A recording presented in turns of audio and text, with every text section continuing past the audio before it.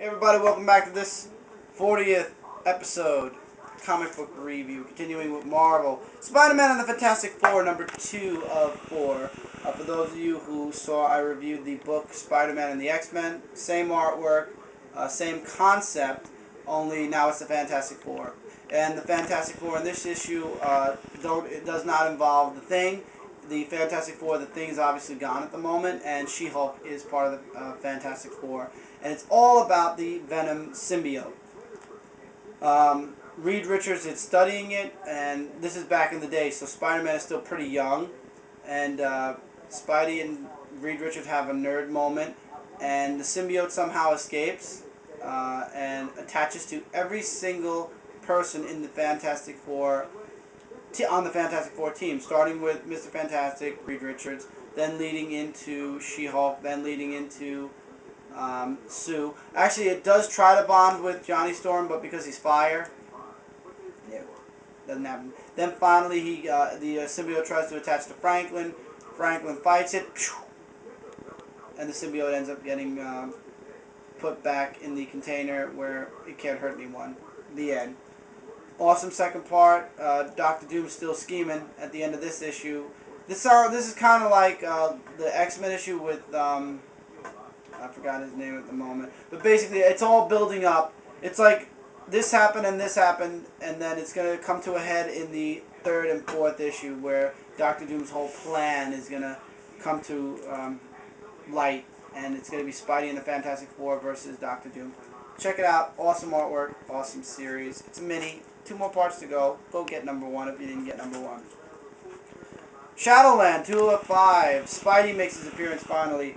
Daredevil's on the road to the dark side, guys. His new costume, and yeah, he's everybody's trying to convince him that he has friends. You know, he's got to stop. He's like, well, Norman Osborn took over the world for a year, and look what happened. Look at all the shit that went on, and now I'm the bad guy? I don't think so. And then Spidey shows up, and he's like, I hope I'm not late. And I loved his little. Here, I'll show you. I'll read off his lines here. I thought it was hilarious. Pete from Pete's Basement also said that. Once again, check out Pete's Basement. It's freaking awesome. Also, while I'm looking for it, Ghost Rider shows up, and he's freeing all of Daredevil's slaves thanks to Wilson Fisk. So yeah. Oh, here we go. Also, you should totally the whole black costume thing never ends well. Trust me on this. So basically, he's throwing in a little with his black suit. He's like, I was in the black suit once. Doesn't end good. You should stop too. I thought that was hilarious. I cracked up when I read that line. So yeah, I'm enjoying it so far. There's I think by the time this is over, my prediction is Daredevil's either going to die or he's going to go completely to the dark side, because then actually after Ghost Rider frees all the people he has in prison, he thinks that they were distracting him, not trying to be there as a friendly intervention, so he actually tells them, take him alive or dead. So in other words, he's willing to have them kill, to be continued. So I think Daredevil's on the road to the dark side. 3 more issues to go. Actually, Shadowland is coming out pretty awesome so far. I should have waited for Shadowland instead of getting Doom Wars. The Red Hood Lost Days, number 3 of 6. Basically, Jason Todd is now learning how to kill, because Batman would never teach him how to kill. So Talia had sent him somewhere where he could learn how to kill. And it turns out that the guy that's teaching him how to kill is also a smuggler of children. And Jason Todd finds this out, and he saves the children, of course, that he finds, and he kills the guy in the end. And then he's like, this is crazy. And in the end, Talia's like, she's like grinning and everything. He's like, what? And she's like, you're learning. He's like, yeah, I guess I am. To be continued. It's a good, especially after Batman Under the Red Hood, the DVD, for those of you who didn't get it yet, like me, I've actually seen it through the internet. Awesome movie. I will be doing a review on that as soon as I get the DVD and check out the extras. But it's an okay miniseries. If you're interested in seeing what happened to Jason Todd before he became the Red Hood, here's the story. And I know in the last issue I talked about Batman Odyssey #1, the signed one. We're doing Batman Odyssey #2 now. continuing with great artwork, great storyline. Batman's talking about his past still, where he wasn't as good a Batman as he is in present day. Uh, really good. 10 more issues to go. I'm looking forward to the next 10 issues. If you don't really keep close to the story, you could get sidetracked because there's like three different timelines that are going on in this. But it's really good. I'm enjoying it completely. And that's all I have to say on Odyssey at the moment because, yeah. Superman, The Last Family of Krypton, issue 1 of 3. Finally, another Superman Elseworld. What if, instead of just Superman, the entire El family came to Earth? And it's all about Jor-El and Laura and Clark all the way up to when he's a young boy.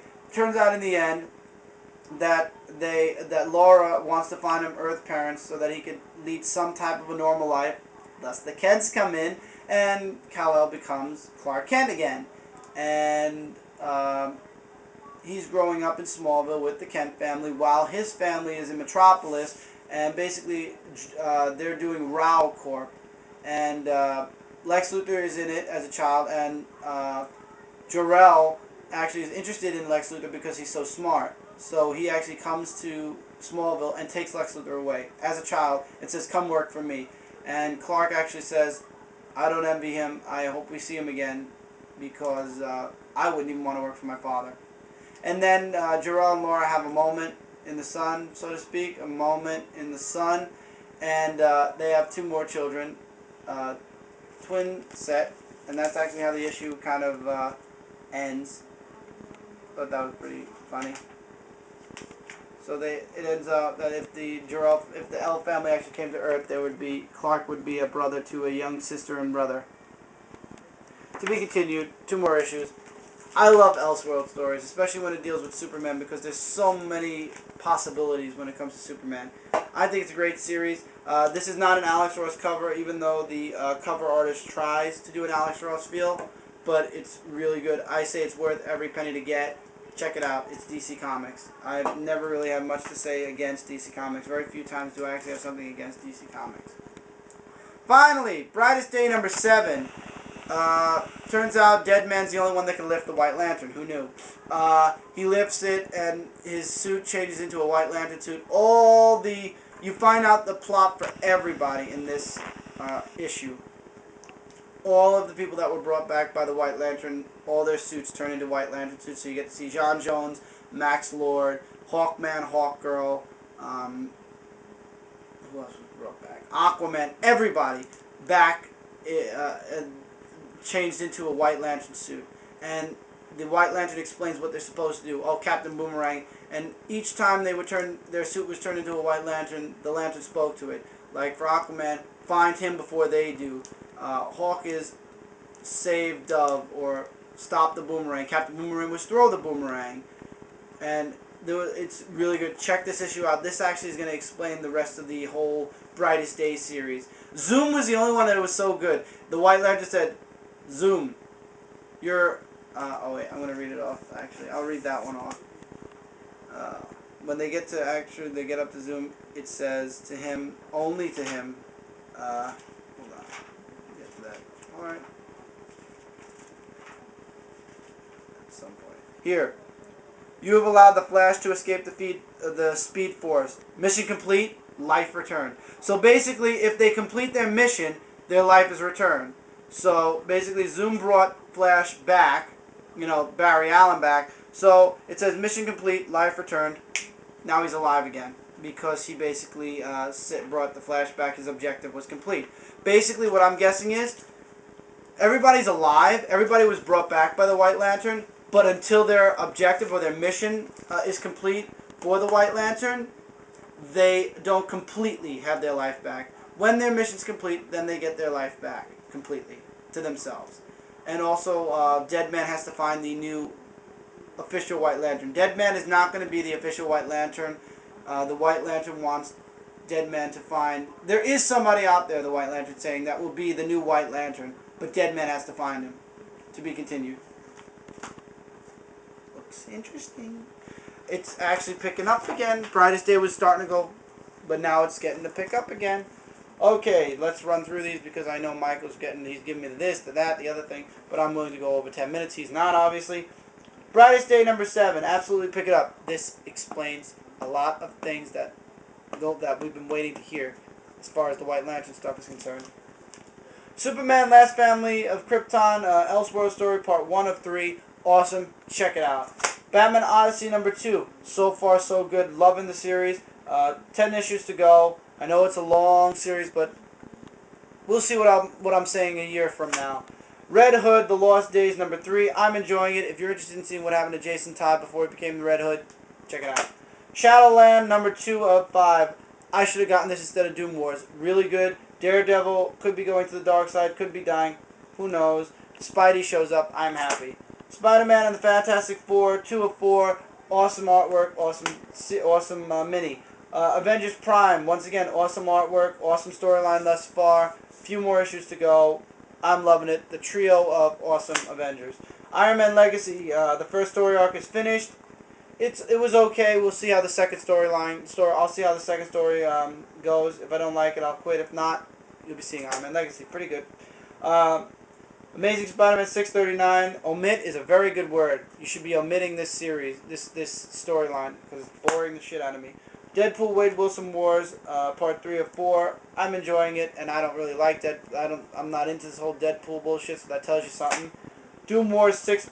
For the love of God, stay away from this series mini. If you didn't stay away from it already, stay away from it. If you didn't, if you got it, I'm sorry. Try to sell it. And finally, my Dr. Solar signed by Jim Shooter and Dennis Calero. Stay away. So, in conclusion, Brightest Day. We're getting the answers to a few of the questions we've had.